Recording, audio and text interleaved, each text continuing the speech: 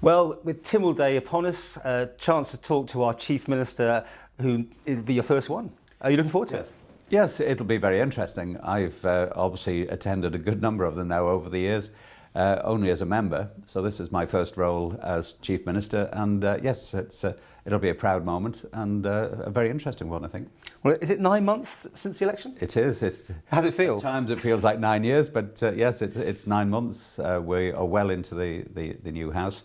It's been an interesting 9 months and with many challenges, but it's nice that Tynwald comes along, Tynwald Day and the ceremony itself, because it brings us back to what we are there for, our traditions, our roots with our heritage, and so it brings a slightly different perspective on the rough and tumble of everyday politics.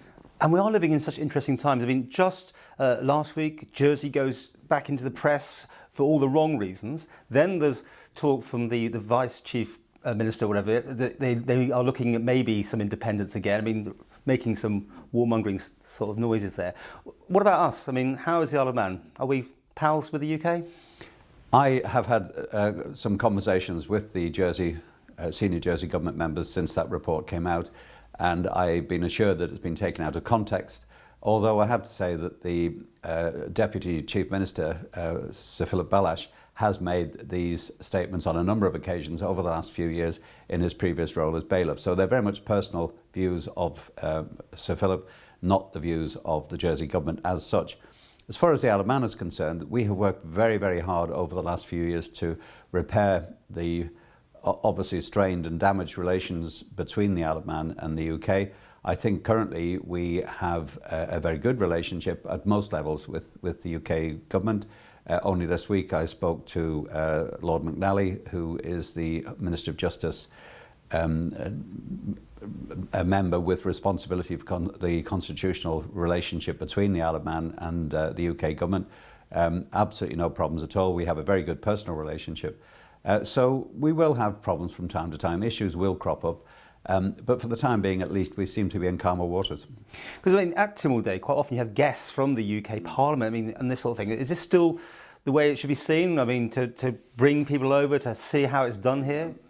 I think the model that Tynwald has applied over the last many years of bringing guests in from all around the world, frankly, it has probably run its course. The time that the guests have to spend here is usually around 3 days, either side of the Tynwald ceremony itself. Frankly, in the busy life that most people have these days, 3 days out of the working week is too much. And so I think we need to look at bringing, perhaps better targeting some of the people we want over here, whether they be politicians or businessmen, but for a shorter period and perhaps with a more intensive promotion of the island in the process. The days of bringing people in from the outer reaches of the Commonwealth, I think, have to be passed. They're too expensive, they're too time-consuming for the individuals concerned, and frankly, we are focusing our attention on people who are very nice people, nice to have friends with the Isle of Man, but in terms of actually bringing any gravitas to promoting the Isle of Man's position, they're quite restricted. Ironically, as working in the media, the people that interest us more is like Brian Cox last year. You know, there's the example. You've got more headlines, more column inches, and certainly more television time from that sort of person. It's almost going to the celebrity side of things, maybe, that you need to be looking at. Yeah. Well, I don't know about celebrities, but I think we do need to try and contact more high-profile politicians who can really help to understand what the Isle of Man is about. And we've always found on many, many occasions, many of our critics, if we can bring them to the Isle of Man, if only for 24 hours, to physically see what the island's about, to talk to people here, then we will very often convert them into supporters of what we are trying to do.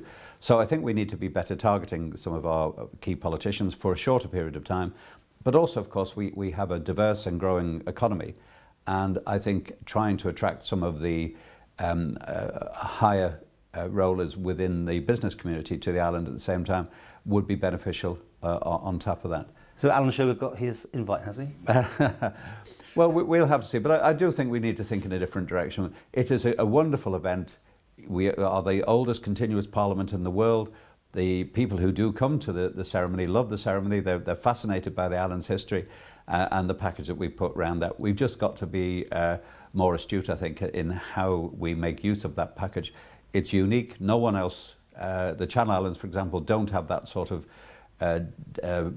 tradition and the day, the focal point, the way we do.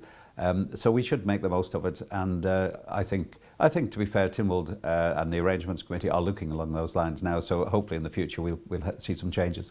Finally, will we be talking in 5 years' time? Will you see out all the 5 years?